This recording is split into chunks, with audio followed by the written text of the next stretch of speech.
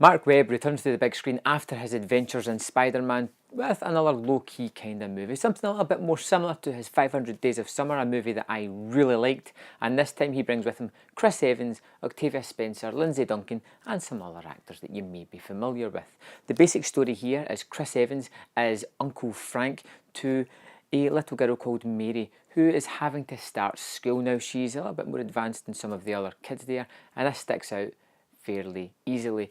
She is in fact gifted. She has an ability to deal with numbers, and through the backstory we learn that her mother was a top mathematician who committed suicide. And the fact that she's been highlighted as gifted at school brings her gran Evelyn into play.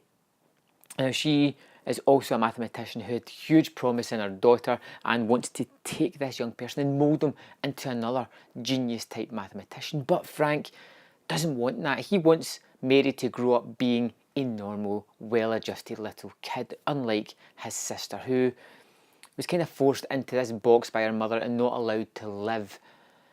And he doesn't want that for Mary. That's the basic story of this, and it results in a court case over the child and who's going to get custody of him. It's a typical story, something that we've similarly seen done before in plenty of other movies. But even though this one is very manipulative, and the movie knows that it is being manipulative, it pulls in all the right strings and all that Hollywood kind of schmaltzy way that movies can do.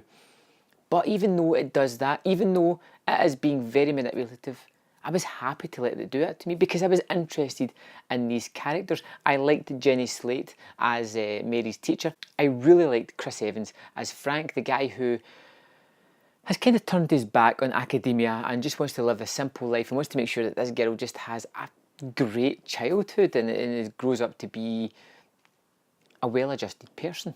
As for little McKenna Grace, who plays Mary, I thought she was really terrific as well. You could really see her just being bored at school, being a smart ass, having great fun with Octavia Spencer, who's a sort of neighbour that lives down the street that looks after her. And it's a very small, contained movie. There's not a lot of characters, but it's sort of heavy on the sort of over-dramatic plot. But I like that. And it seems airy and breezy and just fun to go along with. You get engaged by the characters, you get engaged by their various relationships, and you kind of want them to sort things out and try and deal with this girl the way it should be and not as a kind of commodity as some of the people are treating her in the movie.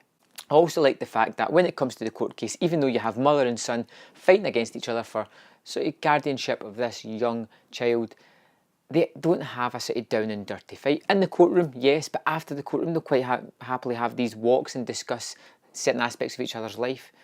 And that's a nice little sort of adage to the movie that I didn't see coming. The movie's just over 90 minutes. It draws you in, gives you these great characters, great performances, and a storyline that is my kind of schmaltz, as it turns out. It's one that I really connected with. Overall, I gave Gifted 4 out of 5. I think it's really worth your time. I think it's a really enjoyable, feel-good flick that just gives you this slice of life. And what more do you really need?